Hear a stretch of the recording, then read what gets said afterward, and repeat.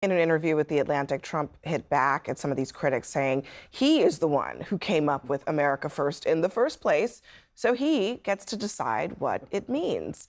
This is, I mean, we were just talking about peace, right? Like Trump, it feels like he's a little bit at war with himself, because he said all the time, I mean, he wants to be known as the peacemaker, the deal maker, the guy who ends wars.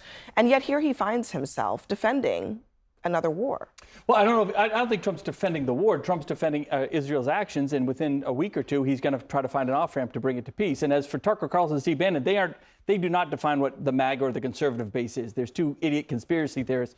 The base, the MAGA base, the conservative base, believe me, they're all behind Trump, and that's it. He's the one that calls the shots on what kind of defines that MAGA base. And he's not trying to get us into a war. He's trying to get us out of that war. And yes, and he understands the political ramifications if it goes too long, if it doesn't work out. So that's why I think he's back in D.C. doing everything they can to kind of cut a deal to end this within a couple of weeks. Than the governor's given credit for. Meaning, I think that this is really a divisive issue within MAGA.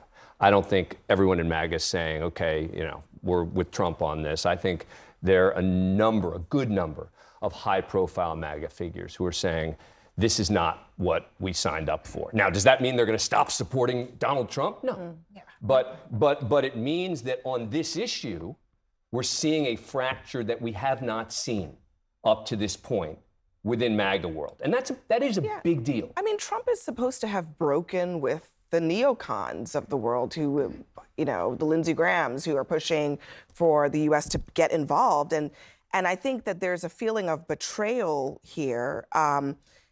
Marjorie Taylor Greene, another one of these very close Trump supporters, big backers of his, says anyone slobbering for the U.S. to become fully involved in the Israel-Iran war is not America First MAGA.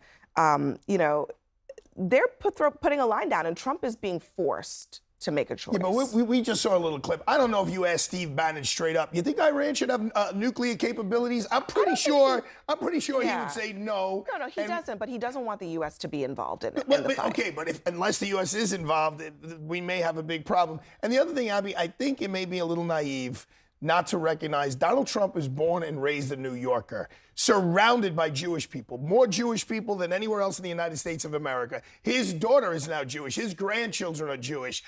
All his good friends are Jewish.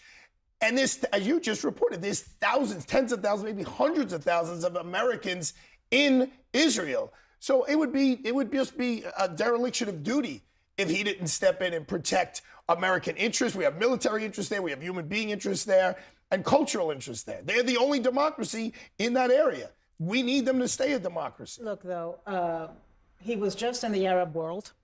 He's got a lot of friends there, too. They just gave him a $400 million jet from Qatar. So I think a lot of people voted for Donald Trump because he told America that Joe Biden and the Democrats were going to lead to World War III. He said that he was going to end wars on day one.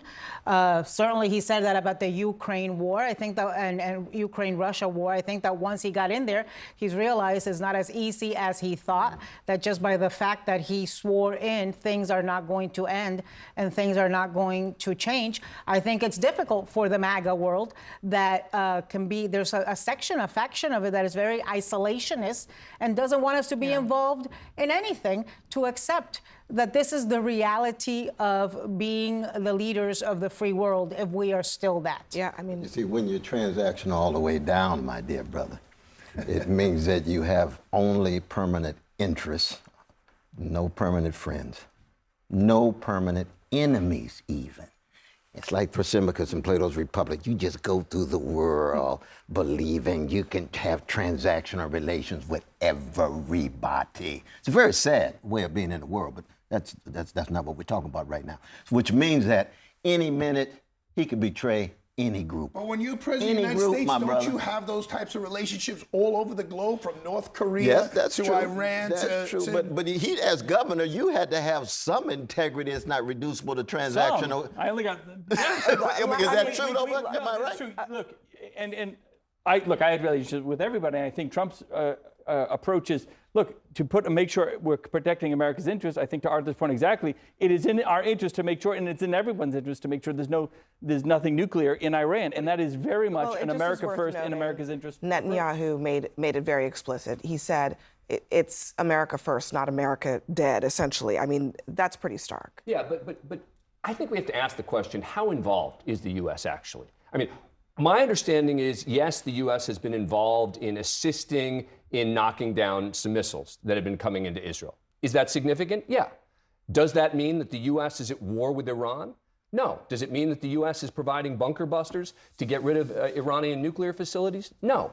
And so I think it's an overstatement to say, oh, the U.S. is now involved with it. This is going to be the end of the U.S. empire, American empire, as Tucker Carlson said. I mean, the U.S.'s involvement at this point has been pretty minimal. And it's about in line with the U.S.'s involvement in these conflicts vis-a-vis Correct. Israel over the many decades. So Netanyahu yeah, said you're right. Like America it's an first, overreaction. not America dead. He wasn't referring to America playing dead. He was referring to today it's they're bombing Tel Aviv. Tomorrow there could be nuclear. It's the threat of warheads, nuclear annihilation. You know, Yeah. going to New York. Nathan Joshua said, I do not want you to do X.